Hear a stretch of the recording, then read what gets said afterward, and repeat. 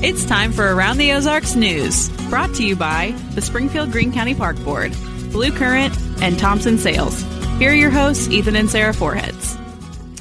Good morning to you. Here we are on Wednesday. Feels like the week is flying by. I don't know if that's true for everybody. Is it true for you? Not really. No, No. it's not. Okay, I don't know how to too tell much? you kindly. Sometimes but no. I feel like we're all on the same page. Other people that I talk to were like a week drags, and then another week is like, wow, it's already flying by. So Yeah, I didn't know if it was universal, but apparently not. So I enjoy living on the same page with you, but not today. okay, I'm having a better week than you apparently. So so you can I missed start a some meeting news. yesterday that I didn't even know I missed. Things like this, things of this Nice. nature. Nice. Yeah. Okay. So that's how my ahead. week's going. Yep. But so here's some news for you. Hopefully this is going to be good news for us. We'll see. Springfield homeowners, you may need new water lines, and if so, the cost is on you. City Utilities says if your home was built before January of 2014, it's possible that you have lead water lines. And if that's the case, they want you to self-report it. It's all part of some new guidelines from the EPA, which requires water utilities to identify and document the type of material of all the water service lines. CU customers are getting mail about it. And then you have to self-report if your home needs new lines. The homeowner will have to be the one to pay to replace them. Okay. That's interesting. So we'll see. We'll see. Switching gears now, Mike Huckabee has been nominated by President-elect Trump to be the United States ambassador to Israel. The former governor of Arkansas has been a lover and defender of Israel. I think most people know that about him. Trump has said that aligning U.S. foreign policy to better support Israel is a top priority. Okay. I imagine a lot of Israel supporters will support that. The high taxation on marijuana in the state is about to get lowered, state of Missouri, that is. Missouri's Court of Appeals ruled that allowing both municipalities and counties to double tax the product is unconstitutional. Voters, you'll remember, legalized recreational marijuana 2 years ago, and many local governments added a 3% sales tax onto it. Then many counties did the same thing. That is called tax stacking. And in an appeal, a judge ruled that only one local government entity can impose an additional sales tax. Yep. Interesting. I remember when both of those passed, because then it was, 6% just from, city and county. And then I think the state has a tax. And anyway, no can do. Wait a minute. Don't we? I'm just thinking out loud here, but whenever we have the sales tax holiday from things that we buy for schools, we talk about that counties seems tax stacking as well, because there's like a city and a county opt in or out of that. The thing that I thought maybe was different was the percentage. I don't know if there's a threshold of percentage. But if you add the city county sales tax together on something like that, it doesn't typically add up to 6 with just that alone. So that I do not know. I do not know. Well, I'm curious about this now. So I'm going to do some more reading and do some digging. See if I can figure out. You know how to do that. What's happening. Yeah. Meanwhile, I won't make you wait for that. I'll go ahead with the news. Meanwhile, Bolivar schools are now paying more money for substitute teachers. That's good news for substitute teachers. Not much, but they're trying to attract subs and keep them around. So the district is paying an extra $20 per day. That will bring the total now of substitute teachers' pay to $120 per day. By my math, they used to get paid $100 a day. But I'm not a mathematician. We told you about this before.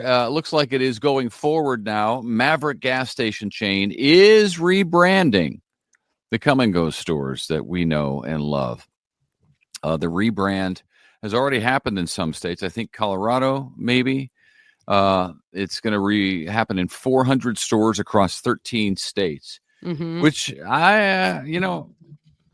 we told you about this when we were out in Utah. We went to a Maverick, and I prefer the Come and Go between the two of them. The layout the options for food and stuff, especially because Come and Go just redid everything. You know what I mean? Just a couple of years ago, they built new stores. They're bigger. So I don't know how Maverick's going to do that and make that type of store fit in with its brand, but I guess they're going to spend the money to do it. Yeah, sounds like it. Okay. Not excited about that. Salvation Army of Springfield is putting out those red kettles. Hard to believe. It's hard to believe that it's red time. kettle time, yeah. I know it is. They are having a goal this year of $923,000. Not all of that comes from the red kettles, but a whole lot of it does. Money from that campaign provides services and assistance to local families who are in need. And, a lot of people don't carry cash anymore. Most of the red kettles, though, as of last year, a couple of years ago, maybe they have the QR code at the top of it. Yeah. So hopefully Salvation Army does that. I absolutely love the Salvation Army. They just do amazing work. And I hear stories about the Salvation all the time, like just testimonies of life change, from the Salvation Army. So yeah, I'm a fan. I know, me too. So Ethan does always put money in every time he walks by a red kettle, because Ethan carries cash. Nobody else on the planet does, but he does. Yeah, I try to make a goal of every time I walk by one, I put money in. Yeah. So until I run out of cash, and then I have to get more cash. All right. Okay. What else? This is a fun little story. The Toy Hall of Fame. Are you familiar? Every year they induct new toys into the Hall of Fame. Here is the list that got inducted. Are you ready? My Little Pony. Oh. Okay. Yeah. Hello, My Little Pony. That was a big deal, Classic. wasn't it? I remember that. Yeah, sure. Absolutely. Yeah, it had the cartoons Phase and everything. 10 card game. The what? The Phase 10 card game. Okay, I don't know what that is. Me neither. I know, lost. It seems like if it's going in the Hall of Fame and it's a toy, then I should know about it. I should agree. have at least heard of it. Yeah. Okay, go ahead. And then lastly, Transformers. Oh yeah, those are two 80s generation toys. My Little Pony and Transformers were both 80s, right? 80s, 90s, 80s. Yeah. I think 80s maybe. Late 80s, early 90s for some of them. Yeah. So those are the ones. The game Apples to Apples, also balloons, like just balloons. Some Hess toy trucks, stick horses. The stick horse is not in the Hall of Fame. What? Still not. It didn't make it. Trampolines didn't make it. They were all considered, but they did not actually make the cut. So this game made it that I've never heard of, but a stick horse didn't? Yeah. In a balloon? I know. I'm upset too. I'm upset. I'll be writing a strongly worded letter to them. Who's voting on this? Yeah. I don't know. I don't know who the judge is, but that guy missed it. He missed it. Seriously. Anyway, so there you go. National Toy Hall of Fame inductees. My Little Pony, the Phase 10 card game, and Transformers. All right. 2 of the 3 I agree with. Yeah. Okay, we are still having our contest at aroundtheozarks.com. Just click on contest and then scroll down to Branson Bowl, and you will see the Branson Bowl week number 12. And the keyword this week is? The keyword is productions. Keyword is productions. It's pretty good, babe. I like you working on that voiceover. This week you will win. Someone will win a Leo Chanel signed jersey, and also some Branson official vacation destination of the Kansas City Chiefs custom gear. So we will draw on Thursday afternoon for the winner, and then we will announce the winner on Friday morning's podcast. So make sure you join us then and go play at aroundtheozarks.com.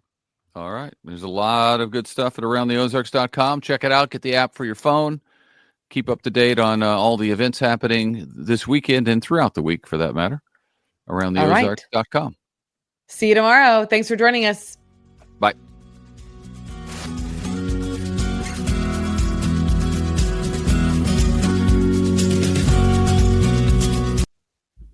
It's time for Around the Ozarks Wake Up Weather, sponsored by Rescue Towing, Command Family Medicine, and John's Heating and Air. Here's your host, meteorologist Abby Dyer. Good morning, everyone. We are waking up with temperatures in the mid 40s, a little bit warmer than the last couple of mornings, but that's thanks to some cloud cover and some rain chances on the way for this Wednesday. It will end up being kind of a rainy day in the Ozarks, not an all day washout. I'm not expecting severe weather, no flooding concern today, but enough to make it feel kind of dreary outside. We're definitely going to keep some cooler temperatures around, even though numbers are starting a bit warmer. The clouds and the rain through the midday hours going to keep our temperatures down today. I have a high of about 61 in Springfield, and this may be the coolest day of the work week forecast.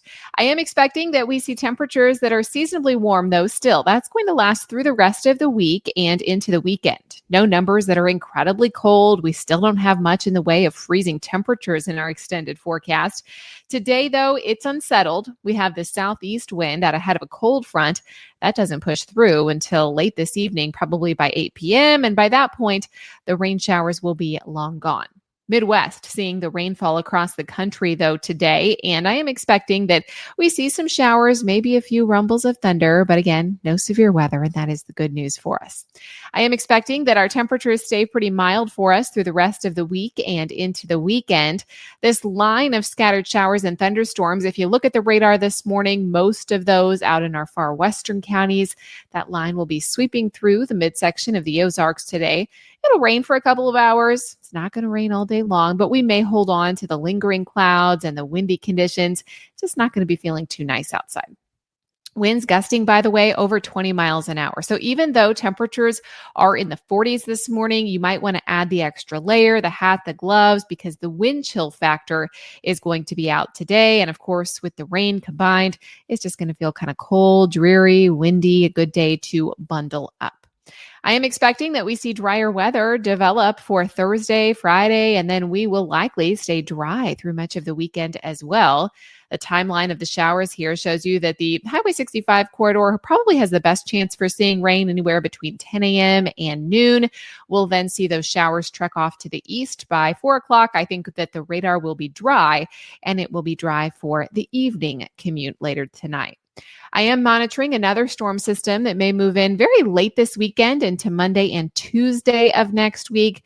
Last couple of days, I've been mentioning the chance for some potentially heavy rainfall, and that does look possible in the Ozarks. However, it's still nearly a week away, so I'm going to wait and see what models do with that storm system.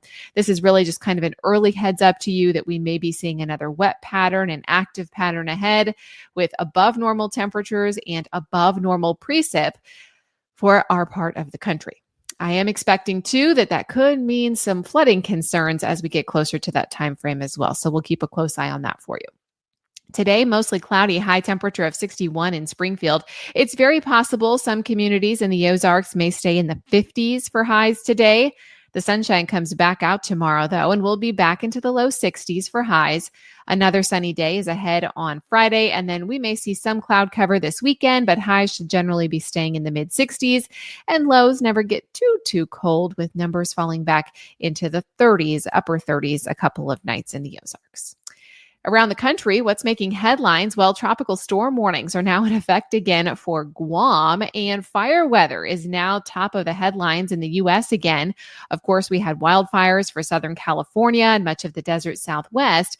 Now, the fire weather is going to be high for the Northeast. Red flag warnings have been issued for southern portions of New England due to critical fire weather conditions there, gusty winds and dry air fueling the potential for wildfires up in the northeastern portion of the country.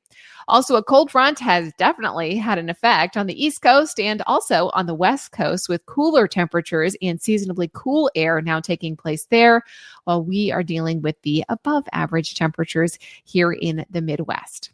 All right, it's time for the Around the Ozarks Wake Up Weather Brain Twister Trivia question. And the question that I left you with yesterday: what is a group of hedgehogs known as? And the options were A, a cluster, B, a prickle, C, a herd, or D, an armory. You know I love these questions. And a group of hedgehogs is called a prickle. Also, it can sometimes be called an array. However, these are probably not terms that you hear too often. The term prickle is also used to call a group of porcupines a prickle. However, hedgehogs are very solitary animals. So if you are like, I don't know what you call a group of hedgehogs, you are not mistaken. They are not often seen in groups. It would be very unlikely to see a group of hedgehogs together, except potentially during mating season. The only time hedgehogs are likely to gather is when the hoglets, isn't that a cute name for their babies? Hoglets huddle together for warmth and safety when they are newborns. And by the way, if you see the hoglets together, it is not called a prickle, it is called a hoggle. But congrats if B, prickle, is your answer. It is the same thing that you call a group of porcupines. Now you know. All right, here's your question that I'll leave you with for tomorrow. Alexander Graham Bell is credited with inventing the telephone. What was the famous first line he said on the very first phone call? Quote, testing, testing. Or B, Mr. Watson, come here. I want you. C, I really hope this is working. Or D, can you hear me now? Let me know your guess. What do you think was said on the very first phone call ever? Let me know. You can do that at aroundtheozarks.com. Thank you so much for listening to Around the Ozarks Wake Up Weather this morning. You can check out the website and click on the weather tab for weather info all day long. If you need an update on these rain showers moving through today, we update for you all day long there at the website. And I want to thank our sponsors, Rescue Towing, Command Family Medicine, and John's Heating and Air. Have a great day. We'll chat again tomorrow. Grab the rain gear as you head out the door.